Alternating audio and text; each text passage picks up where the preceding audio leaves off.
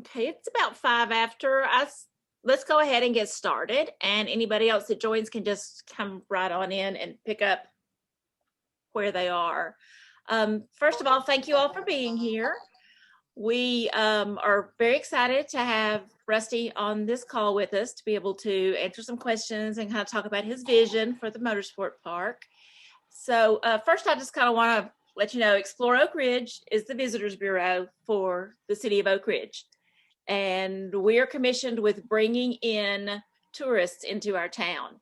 And we work very closely with our hotels. We work very closely with every event that comes to town to help promote that and get people to stay overnight, to visit our restaurants, to visit our retail, and to spend time and money here in town. So we think that this idea is wonderful.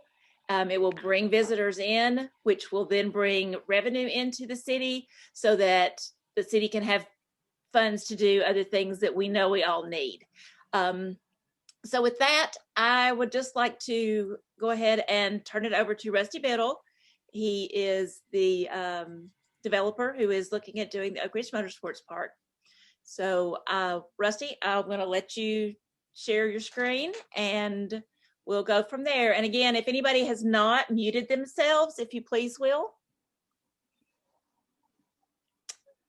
Okay, Rusty, go right ahead. Thank you, Katie, and thank you guys for having me today. Hey, let me say one thing. If you have questions, put them in the chat and we'll be asking the questions at the end of the presentation. Thank you, Katie, and thank you guys for having me today and allowing me to share my vision for Oak Ridge Motorsports Park and hopefully answer a lot of questions that people have. And that said, I'll go ahead and share my screen. We'll go through a short presentation. And then, like Katie said, if you guys have questions, I will stay on as long as possible to get through all of those. It says I cannot share my screen, Katie.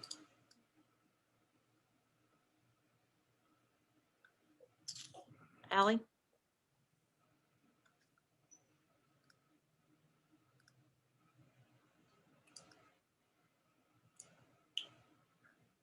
Says your it says I'm screen sharing. That's your screen. Yeah, Katie, make Rusty a host, and that should do it. Come here, Naomi. Al needs to do it because you're Look not. where I can. Are you a co-host? Yeah.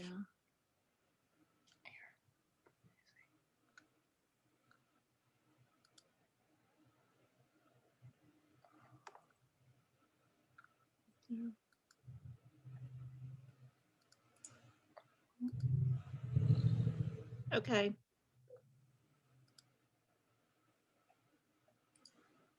There you go. Okay. That's why.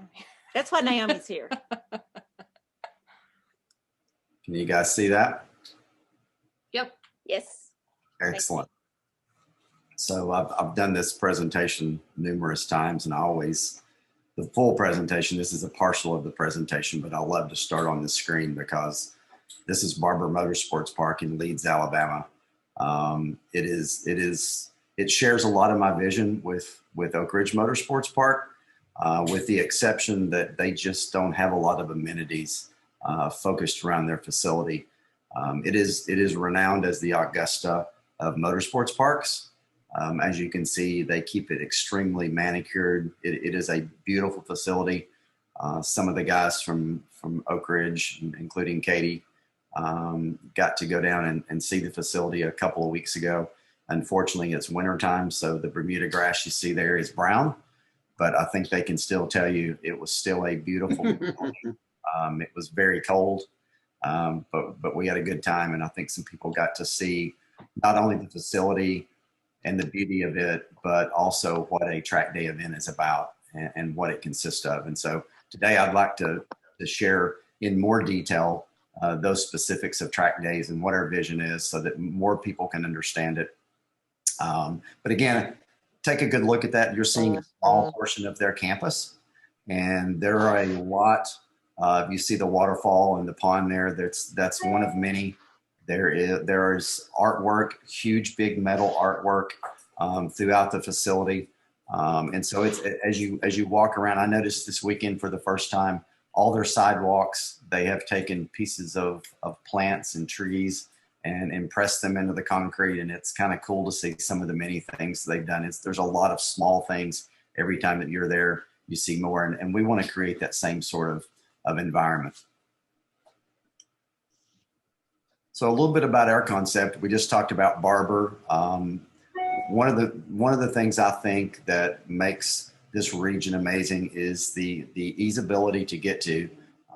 This area is a day's drive from 2/3 of the U.S. population. And so the fact that we have 40 and 75 coming together makes a very easy trip for most people in the southeastern or the eastern United States, I should say. Barber is like some of the other tracks. They're not real easy to get to. Barber is probably the easiest. It's just right outside of Birmingham. But if you look at VIR, Virginia International Raceway, which I'm going to this weekend, it is quite a haul. That's 5.5 hours. That's not 5.5 hours pulling a race trailer. It's more like a 7-hour trip. Mid-Ohio, Road Atlanta, or Road Atlanta is probably the worst. You have to go all the way south of Atlanta and then drive back north about an hour to get to that facility. And again, it's just a straight racetrack with absolutely no amenities. But we feel like being located off of I-40, probably less than 10 minutes, whether you come from Melton Hill Dam exit or the Galahar exit, makes a very easy access. People coming from 75 north can get off at Lenore City and take 321 right in. So it's going to be real easy to get people in and out. And I think for that very reason, we will draw bigger crowds than any of these other facilities. AMP as well, I didn't mention, but that's a private, strictly a private track. They do a few track days. Again, it is a very difficult track to get to. It's north of Road Atlanta. Oak Ridge Motorsports Park. Again, we want to be different. We don't want to be a racetrack like Road Atlanta, Mid-Ohio, some of these tracks that they really focus more on full-blown racing, which is not our focus at all. Our primary source of revenue, and I think this is where some of the confusion comes in, will be basically high-performance driving events. These events are where people, just like anyone on this call that has a car, whether it's a Porsche, whether it's a Yugo, anything goes on the track. As long as it'll pass a track inspection, you can get your car on the track. And so that is our primary source of revenue, would be either weekend high-performance driving events, which Chin is one of the promoters that does a lot of those events. You can go to their website. It's just Chin. I think it's, if you just type in Chin track days, it'll come up at the top of Google. And then you can click into some of those events and you can actually see a roster, and it'll show you the cars that are in those events. And I think if you start looking through some of that, you'll grasp that most of the cars that are on the track are regular street cars that a lot of people even drive to the track. They track them and they drive them home. So that would be our primary, along with memberships. We will have a membership side as well. We will be able to run both of those at the same time with our track split on the weekends. We have had conversation and hope to somehow work with the Department of Energy. The lab has the largest automotive research facility in the world. They work with a lot of suppliers to the OEMs and the OEMs. And so we're excited to potentially have some relationships there and potentially have a facility within our facility that could be as much as $50 million to help advance autonomous electric vehicles, the advancements that we're seeing these days. We hope as well to hopefully have an electric race of some sorts. Formula E would be amazing. That would be a hard event to get, but Formula E, the karting world is even becoming electric. And so there's a good potential that our karting track, probably even short term, could be an electric track versus a gasoline or maybe a combination thereof.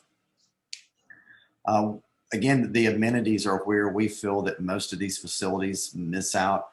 We want to provide hospitality and entertainment experiences. So we want people to come to the track and use the facility, not just for the track, whether they want to come and sit at the restaurant, trackside, and watch people run their cars, whether it's use walking trails, biking trails. We will have a conference and meeting space that could be used for team building, whether they choose to get on the track or not, or maybe just use the kart track. So The hospitality side is huge for us. I talked to Shannon Harper this morning with Harper Auto Square, and that's one of his biggest fusses with most tracks. He's like, at the end of the day, it's nice to sit down and have a beer and fellowship with your friends and have a meal. And he said, just about every facility you go to, you can't do that at the track. And so we want to be able to do that at the track. And then Horizon Park obviously has set for 25 years. I honestly have spent probably close to 20 years looking for a piece of land to do a motorsports park. The first time I saw Horizon Center, I was amazed. It is a perfect place to do what we want to do. And we feel like that we can take that land that is sitting vacant for 25 years and turn it in and make it a destination for people to spend their weekends in the city of Oak Ridge. And obviously we want to serve that pent-up demand that is out there. Most of the events I go to, I'm going to VIR this weekend. I was at Barber a couple of weeks ago. I go to Road Atlanta next weekend. Those events are sold out. So the demand for this product is very high. There are a lot of people that leave this region every weekend and go to other tracks that have said very clearly they would much prefer to stay in Knoxville at a nicer facility. And I think we've got a good opportunity to draw people in from around the region that are also going to other facilities if we provide a better experience, which we feel like we can do. So I kind of touched on the world-class venue. We want to be the best. This is just kind of a list of some of the things that we'll be doing, whether it's the high-performance driving events. We will have track experiences, which this will be on pretty much a daily basis. So if someone is in town, if someone says, hey, let's go down to Oak Ridge Motorsports Park and let's do some hot laps, we will have professional drivers available with cars, regular street cars, whatever they may be. You'll be able to pay a nominal fee, do some hot laps for the professional driver, get introduced to what tracking is about. Most of the auto clubs, whether it's PCCA, Porsche Club, SCCA, NASA, BMW, there's a club for every brand of car. There's motorcycle clubs. These clubs want a place to not only be on the track with their cars or their bikes, but they want a place to gather and a place to have functions. And those like the Porsche Club of America, go to their website and look, they have something every weekend. And a lot of those are just driving events. They'll meet somewhere, they'll have breakfast, they'll spend the day driving the Dragon or somewhere in this area. They'll meet up for lunch, then they'll drive some more, and then they meet up and they, have a beer and have dinner. So they have one-day events. Those events could start at our facility, including the cars and coffee that we'll talk about in a minute. Again, we talked about the membership and then the hospitality side. The location, again, we feel like that not only the location as far as the location in the U.S., but being located in the technology side of Oak Ridge with DOE and the Department of Energy and the lab there with us is an amazing draw to potentially draw in some business. We have left space around the track that we could accommodate people that want to come in and use just the track for R&D, but we've also left an area that's open for a full-blown research and development facility. Hopefully we can get that off the ground. Increased visibility. Sadly, I'm from this area, so I know Oak Ridge well. When I'm at the track and I talk to a lot of people and they say, where are you doing this at? And I say Oak Ridge, and they're like, where's Oak Ridge? I think a lot of people just don't understand where Oak Ridge is, and you would think with what's happened in the Department of Energy over the years that everyone would know where Oak Ridge is. That's history, but they don't. And we feel like that this could put Oak Ridge on the map again and get more people that excited about moving to Oak Ridge and living within Oak Ridge. Tourism, obviously, most of the people that visit this facility are going to be tourists. I'll give you some numbers in a minute. We got our market study back, and there are some numbers associated with that as far as visitors. So we'll get into that in just a minute. And then the business development, again, we feel like that we can relocate people here and be a part of the facility. Tilke, which is a German engineering company. Most people have never heard of Tilke. They strictly do motorsports. They also do R&D facilities like we've talked about doing with the lab. They work with all the OEMs, whether it's Porsche, Volkswagen, Audi. They work with those guys. They help them build their test facilities. And so they're well suited not only to help us through the engineering, the construction side of the track, but also the working with the OEMs and the manufacturers. They have relationships there. And again, we feel like Oak Ridge will become synonymous in the nation and even in international with the automotive community. That's what we would like to see. Economic development. Obviously, there are a lot of things associated with that. Again, when we get into this economic impact study, we'll go over that some more. We have also passed the data on to UT. They will be doing an economic impact study, which we're excited to see and share. But we will be bringing people into this facility on a weekly basis. Those people are going to come in. They're transients. They're going to stay at your hotels. They're going to eat at your restaurants. They're going to spend money.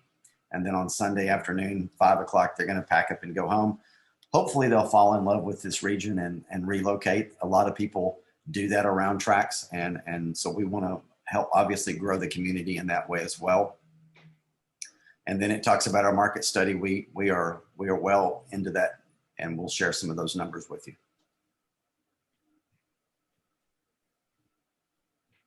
This just talks about the different impacts of the economic study, and we'll kind of skip over this and talk a little bit about our project. Again, these are a couple of tracks here that I love. If you follow F1, a lot of the F1 tracks are in the European countries. They were designed more of what we want to do with an international flair. They try not to disturb things as much. They try to keep a natural environment. Some of the newer tracks that have been built, like in Abu Dhabi, and they're a little more different. They've spent hundreds of billions of dollars and they don't do this. But the old school European tracks, when you go to the race, there are no big grandstands. You sit on the track, you throw a tablecloth out, you picnic, you gather with your family. And this is two good examples. Spa is one of the most famous F1 tracks. Anyone that follows F1 would love to go to Spa for a race. Monaco is another, that's a street circuit.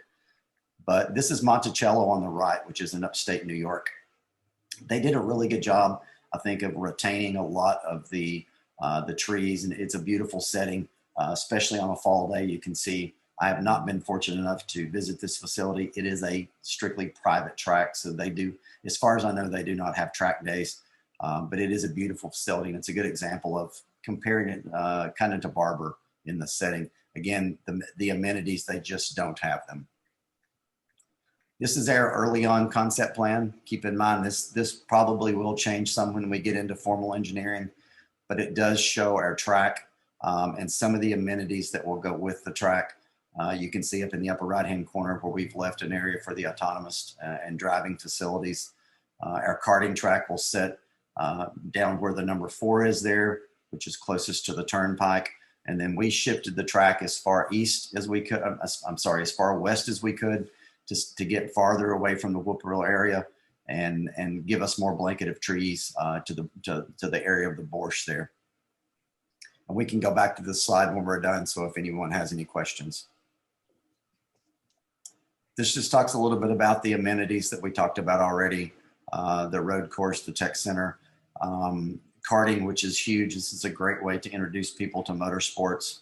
It is the basis of driving. Your F1 drivers, they all literally start in a kart like this as a younger person.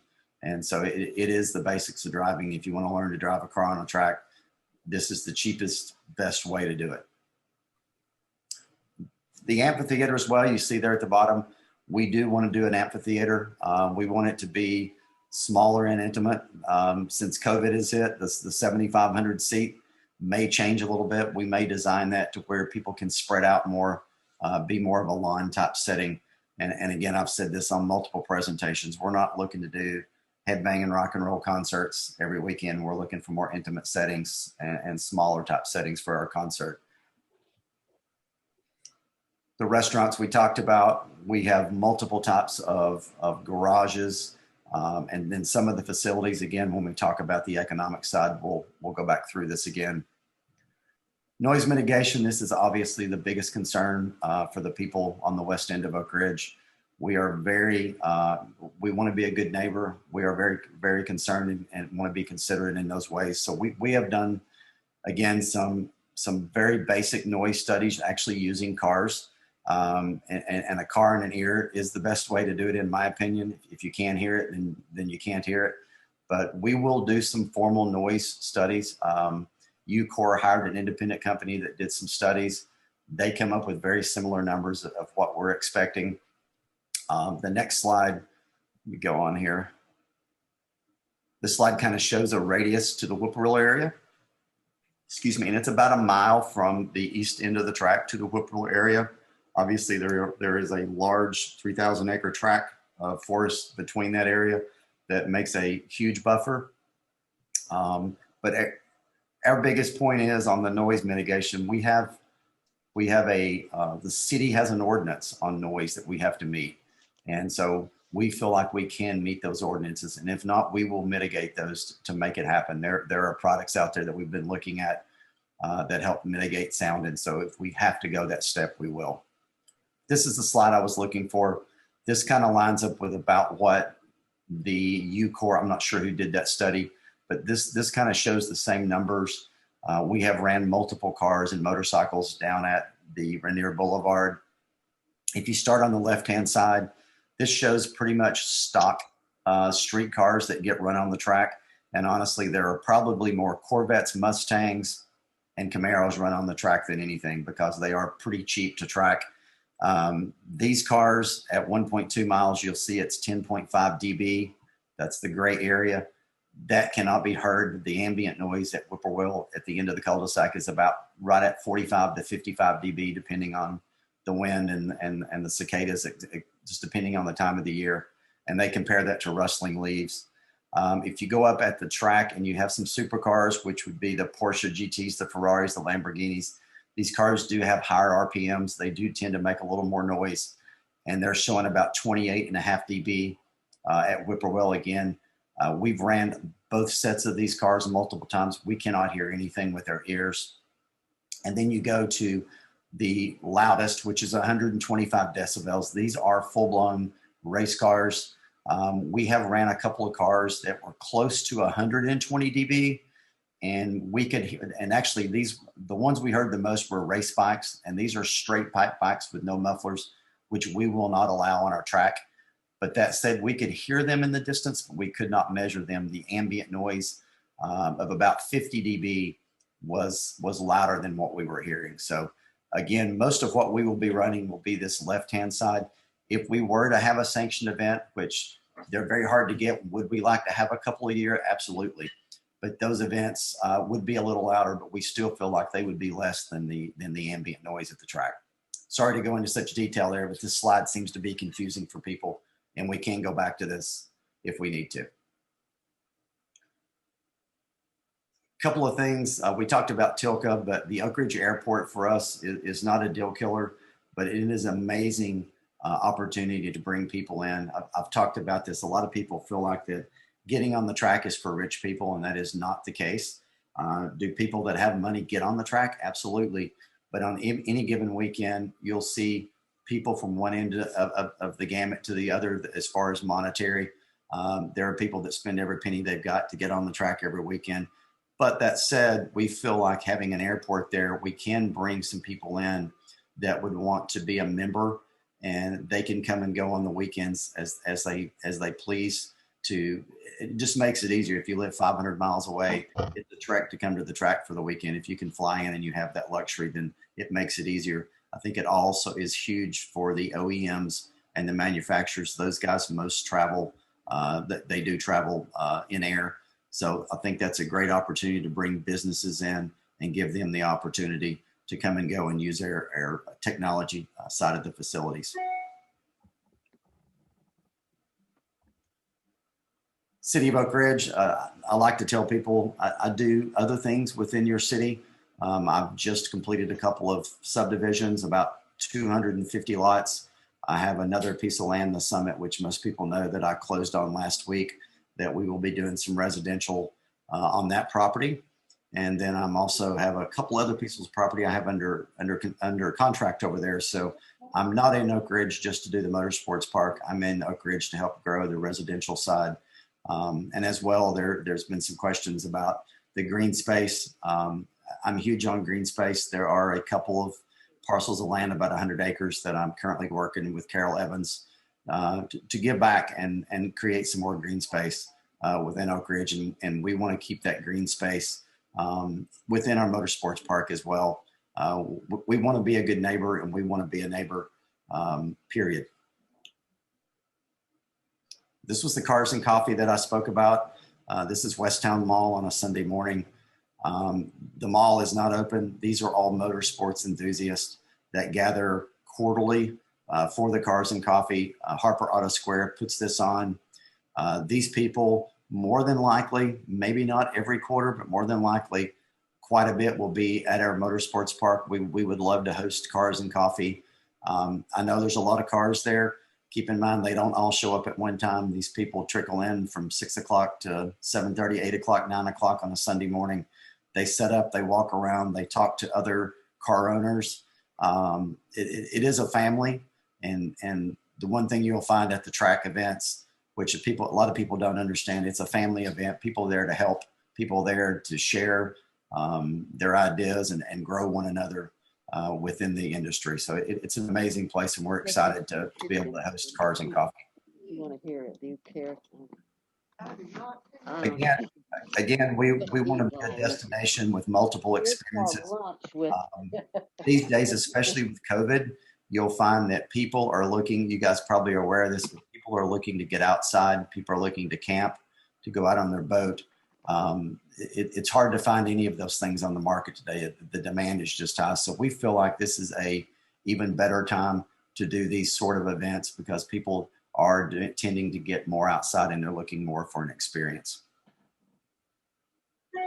And that kind of summarizes the presentation, and let Katie open the floor up, and I would love to hopefully answer any questions or concerns. And as well, let me go ahead and go over the economic impact study, if that's okay, Katie. Yeah. So we got our data back on our impact study, and just kind of summarize some of the numbers. And let me see if I can find a slide here.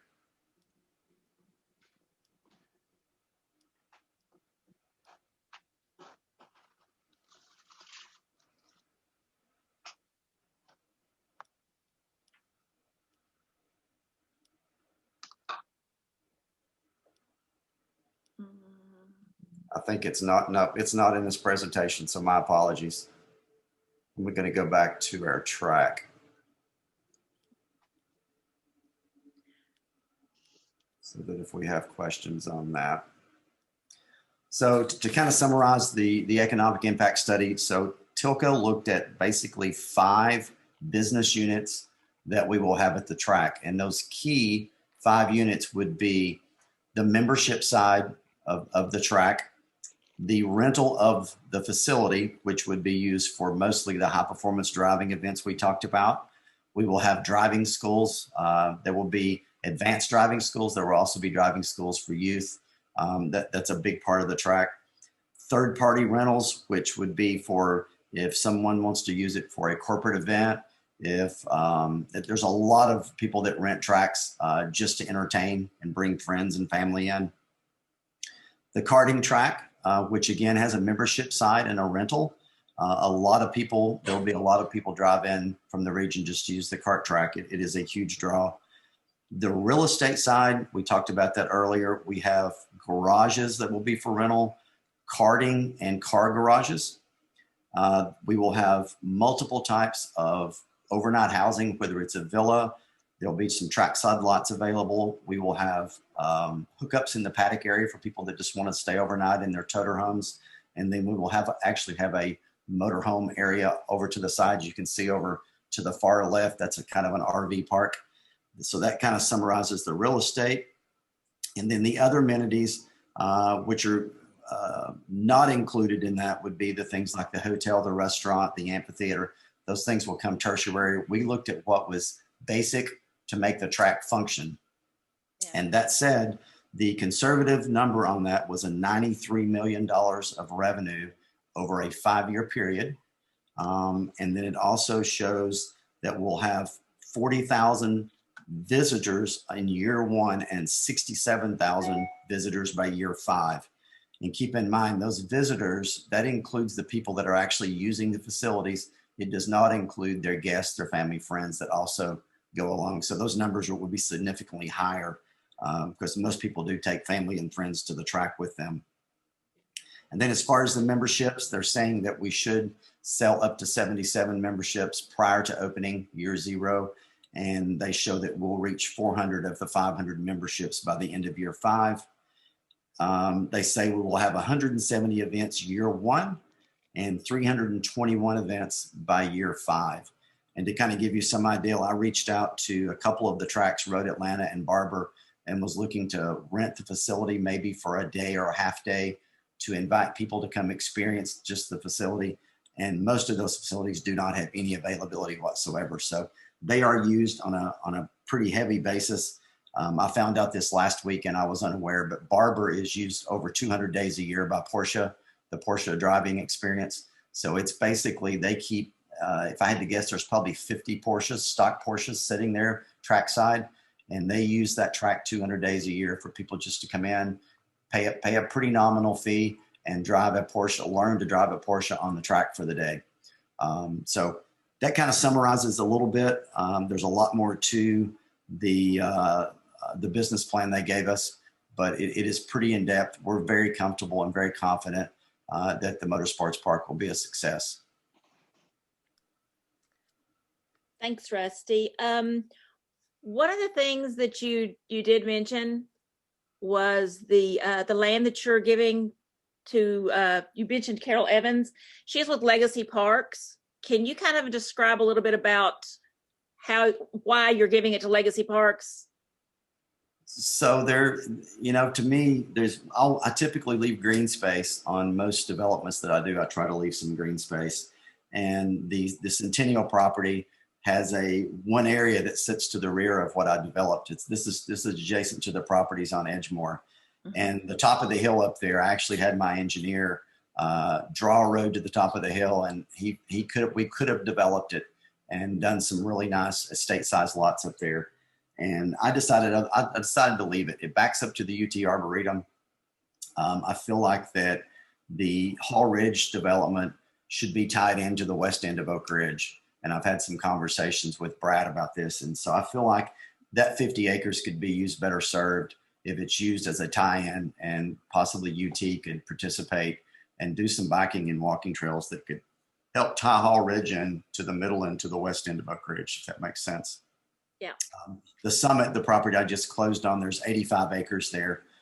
We are developing about 35 of the 85, 50 of it we're going to give to Carol. And I have walked the property, and the side to the south, it has a lot of roads and trails, walking trails in there. It's beautiful back there.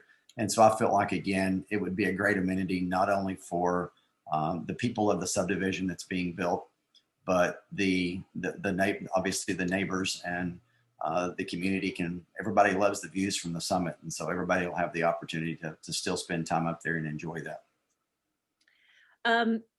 As you mentioned, noise has been one of the biggest things that people have been talking about. And I did get the experience to go to Barber and was truly taken aback by how we were able to sit 300-400 feet from the track and carry on a conversation and not have to raise our voices. It was almost like we were just sitting there tailgating. One of the questions that's come up says that you did mention some basic noise studies and that you're doing more. When will those studies be complete? And then also you mentioned some sound mitigation, and what would that kind of look like? So as far as the noise study, that will be part of our due diligence. At this point, we're still trying to see if we have a lot of money to spend with engineering and due diligence still. We're trying to make sure that we can move forward with the project. And then once we get some more foothold on moving forward, then we'll continue to spend more money on those items. As far as sound mitigation, there are some companies out there, one specifically that builds they call it fencing, but it's like it almost looks like silk fence. It's a black fencing that you attach to chain link fencing. And their product, they have it at quite a few tracks, and we'll reach out to some of the tracks, but they claim a 28 decibel loss through the product. I made this comment a couple of weeks ago, and you've been to the track, so you understand that it's not that loud, But I feel like on the Borscht side of the area, we would love to leave that open where people can walk and still watch the track. If there were a noise issue, then we can put fencing up and put this product on it to mitigate that. I think ultimately we would like to keep it like Barber and have a nice open green space area that people can walk around and observe and see versus a big fence. And so that is one of many products out there. I will mention as well, some of the tracks, especially in California, have kind of been clamped down on for noise. And these are full-blown race tracks. Keep in mind, this is not a motorsports park like we're doing. Laguna Seca is one of them. They have lowered their decibel readings extremely low. They've lost a lot of their business, and in turn, that's creating advances in technology. So there are some companies out there that are advancing muffler advancements and are getting some pretty like 85 decibel readings out of full-blown race cars. And so I think the advancements in technologies are out there as well to help us with that. So we'll work through that, whatever it takes to get to the level that the city holds us to. Rusty, Yes. this is Rick McWaters. I'm probably the closest neighbor. I live at the end of Whippoorwill, so you've probably been in the cul-de-sac. You've already done noise tests? Yes. So I have stood in your cul-de-sac for endless hours back several months ago.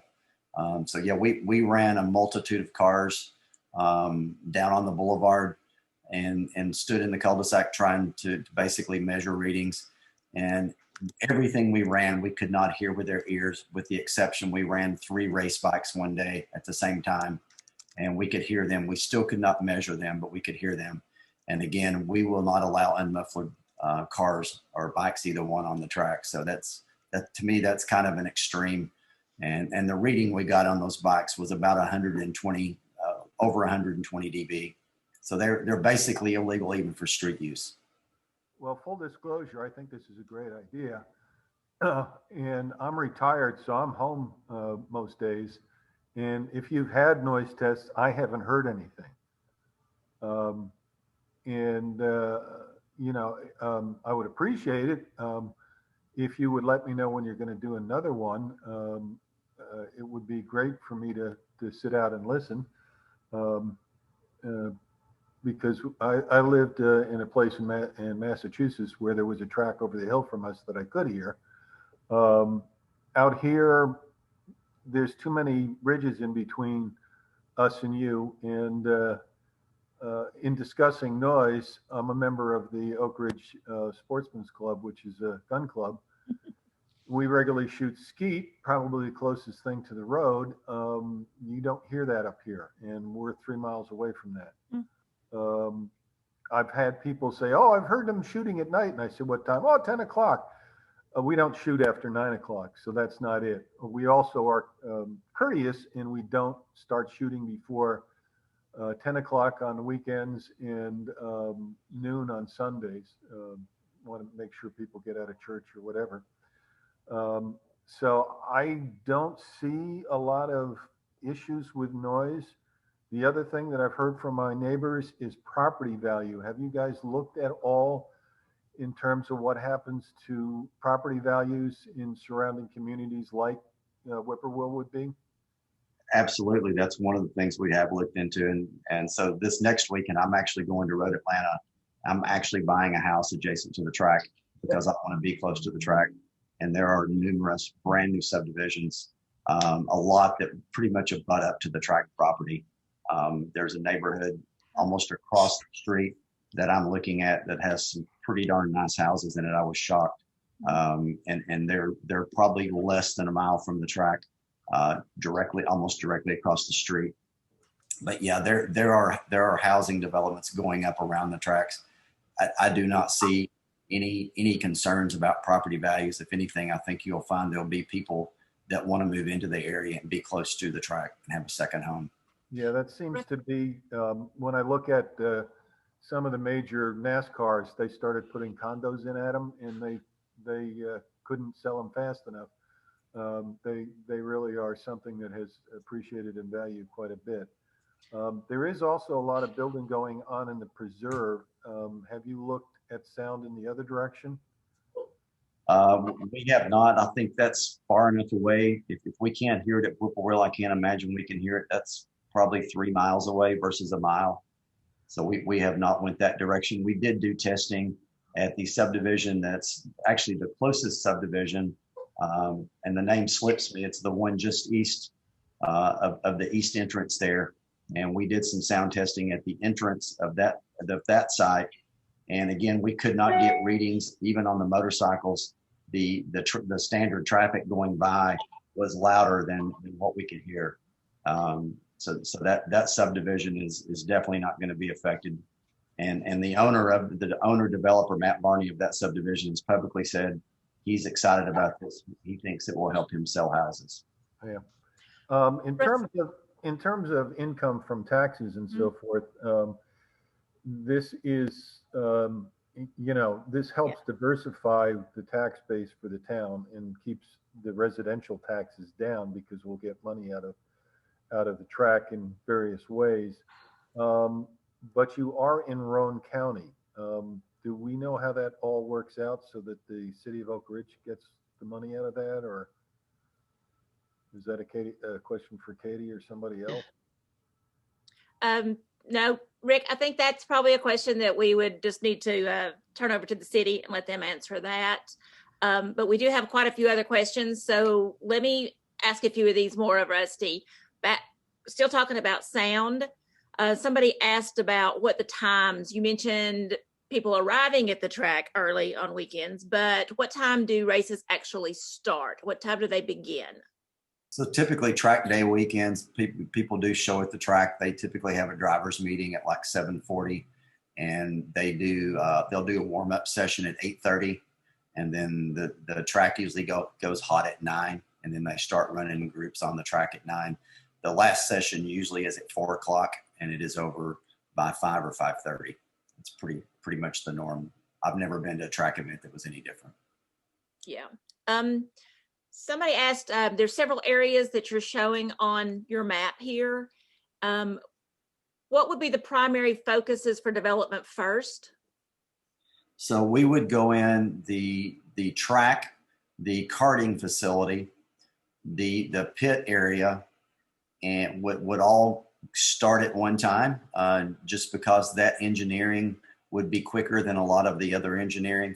And then the support, like the garages, the clubhouse, things that take a little longer to engineer, we would obviously start those soon thereafter. We feel like we can have a track up and running. If you think about it, you're really putting about 4.5 miles of road down, and we are not going to do mass grading. We're going to try to use the terrain as is. And so we feel like we can have a track down up and running probably in 12 months from the time we get permitted. Mm-hmm. And then those amenities would obviously be done. The karting track as well would be a very quick up and running operation. Okay.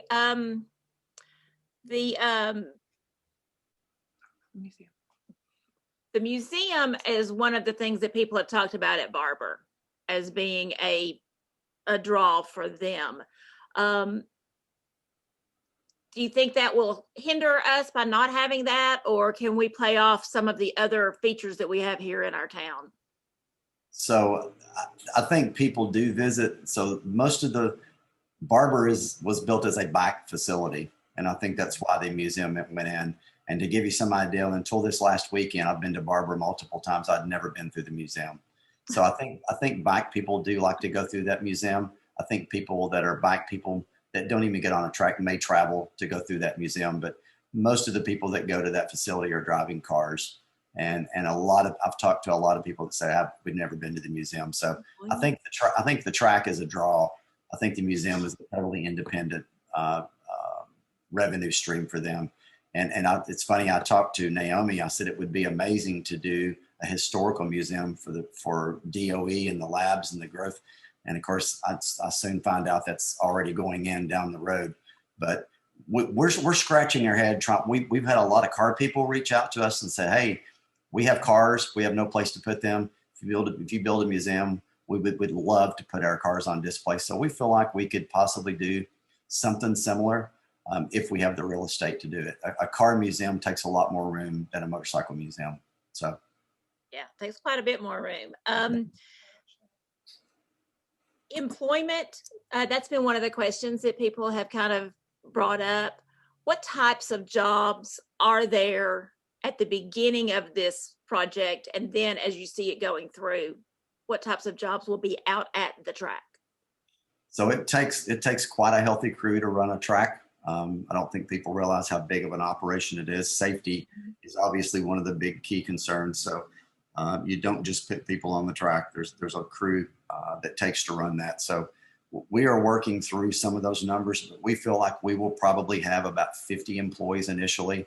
That will probably ramp up pretty quickly as we start opening other areas of the park. Obviously, you start looking at restaurants and hotels and conference and meeting space. The jobs are going to, get up close to 1,000 pretty darn quickly. So that's part of what we've handed over our business plan to the University of Tennessee to do an economic impact study. And so those guys know what they're doing, and we're going to let those guys crunch the numbers and tell us exactly what those will be. Okay. What kind, you talk about different events and having event days. What types of events, can you kind of explain a little bit about what happens there? I know some people here, that a track day may have 100, 150 cars. Well, we were at the track and there were probably 75, 100 cars, but you're not all on the track at the same time. Can you kind of explain a little bit about how that works? Sure. So they do run groups. HPDE do run groups, and what they do, they categorize you with your experience. So everyone starts out in green. Green has an instructor in the car at all times. Once the instructor feels like that you're competent to be on the track by yourself, they schedule a check ride. There's only one person at every event that's capable of doing check rides. It is a big ordeal to get moved up. So they'll check ride you to solo, and you get into what's called yellow. You're still on the track with green group drivers, but you're solo. You then have to take another check ride to go to blue group, which is intermediate. Some of the promoters have 2 intermediate levels, some only 1. And then you have what's called red group, which is an advanced. And so basically they do run groups typically with Chin. They'll run a red group for 20 minutes. Then they'll run a blue group for 20 minutes, and then they'll run a green group for 20 minutes. Then they start that rotation over, and then they break for lunch. And so they're just rotating through groups. And as far as the number of people on the tracks, like I'm going to VIR this weekend, it's a longer track. So the longer the track, the more people you can put on at any given time because the traffic is more spread out. You go to Barber, they do pretty small run groups, 25 to 30 is about all they allow on the track at a time, if that makes sense. Yeah, it does. You mentioned Shannon Harper, and I know that down at Barber, they do the Porsche experience. Has Shannon committed to anything in conjunction with the Motorsport Park? He actually has. So Shannon, I got invited next weekend or weekend after next to go to VIR. Shannon Harper Auto Square does a lot of track days for their customers. And basically all they do is they invite their good customers, and they have the customers bring the cars to their shop. They hire trucking companies to truck the cars to the track, which is extremely expensive. That's what, matter of fact, I had this conversation with Shannon this morning. We're going to VIR in 2 weeks. He's paying almost $40,000 to ship cars up there. Like Rusty, I would never do a track event any other where than Oak Ridge Motorsports Park. And again, these are their customers. These are street cars that they drive, but instead of them driving 6 hours to VIR, he ships them. They do a one-day event, and then everybody has to get up there and get back. So yes, he has committed to this. We had conversation this morning about him talking to some of his OEMs to see if they want to set up and do a driving experience just like Porsche does at Barber, whether it be Audi or one of his other manufacturers. Okay. There have been some questions that have come up about whether you'll offer the track up for any nonprofit fundraising or events that would benefit the community. I know that some tracks do driving schools for teenagers. So what's kind of your vision on that type of a thing? That's a big absolutely. I want to give back. We want to give back. And I was thinking a couple of days ago, some of the ways that we could raise money for local charities. I think one way to do it would be when we host Cars and Coffee and open the track. And instead of everybody showing up for nothing, we make people drop some money to get in, just a nominal fee. Toys for Tots would be a good example during the Christmas season. You come to Cars and Coffee, but you got to bring a gift. So I think there's numerous ways. I think our conference and meeting space, we can open that up and for charities to use.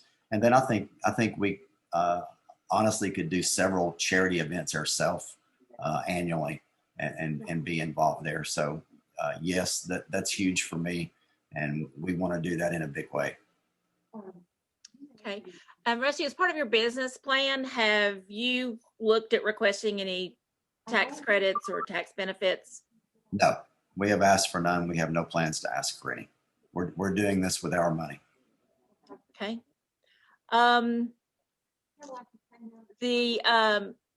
We only have a few more minutes. So is there anything, Rusty, that you would like to clarify that's been talked about today?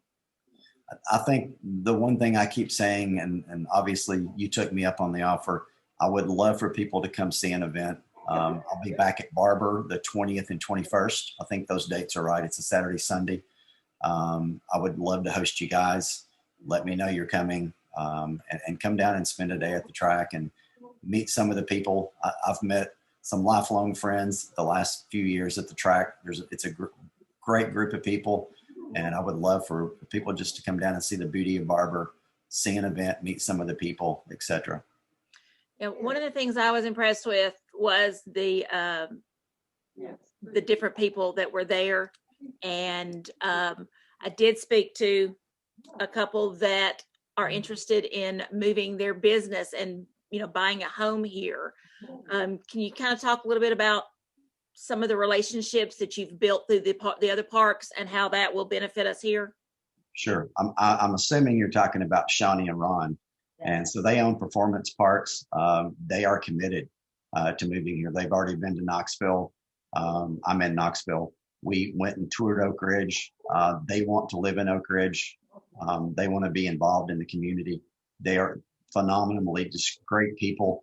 But their business does over $3 million a year, and they're willing to move the whole thing here. They want to be on site. It's Performance Parts, and they do anything that you might need to track your car, from helmets and suits and gloves, things like that. But they are willing and committed to relocate. That would be tax dollars immediately that would be brought to the city of Oak Ridge. They do a lot. They're one of the largest stylo retailers in the U.S., which is a helmet manufacturer. They are the largest. And so they ship all over the United States. So those tax dollars would stay here in Oak Ridge versus they are currently at AMP, which is in the track I was talking about. It's so hard to get to in Georgia. And just to be clear, they're not the only people. I've had other people reach out to me that want to move or open a business within the facility. And so I think we're going to have a lot of businesses relocate and a lot of new businesses open within our facility. Yeah. Again, if If any of you have any small groups, any community groups that do want to sit down with Rusty and have some questions, we'd be happy to help facilitate that. We can get you in touch with Courtney Piper to arrange that, and he will be happy to do as many Zoom calls with groups as possible. Is there anybody else really have any? Let's see, there's one more. Rusty, this is Rick McWaters again. Is there a way I can get a contact information on this? Absolutely. Katy and Courtney both have my contact info. Okay, how do we get that from you, Katy? I will put my email in the chat, and you can just contact me at any point in time. Sorry, I have dogs at work too. Just to be clear, I would love to have some neighbors, like you said, come to the cul-de-sac one afternoon and do what you said. The Cowans, which I'm sure you probably know, they happened to work on us one day when we were testing. They stood in the cul-de-sac and witnessed nothing, just like we did. They would be a great neighbor for some of the neighbors to talk to. They were involved both down at the boulevard and the cul-de-sac, back and forth with us, and experienced nothing. All right. Well, I really appreciate everybody that has logged on today, and we've had some great questions. I think that we got some really good information from Rusty, especially about the economic impact study that was done. So if you have any other questions, please feel free. You can contact us here at Explore Oak Ridge. I did put my email in the chat feature. I believe Courtney's email is also in the chat feature. We will be more than happy to get anything that you need over to Rusty. So I don't see that in the chat. Scroll to the bottom of it.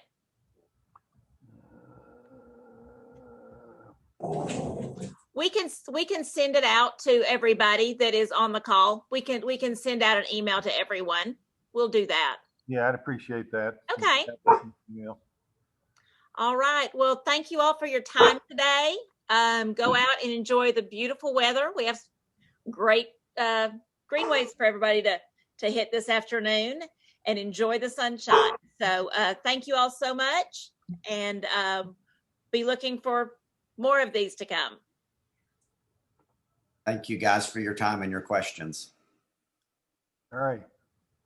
Okay. Barbara, you know, I'm still every single morning I'm checking company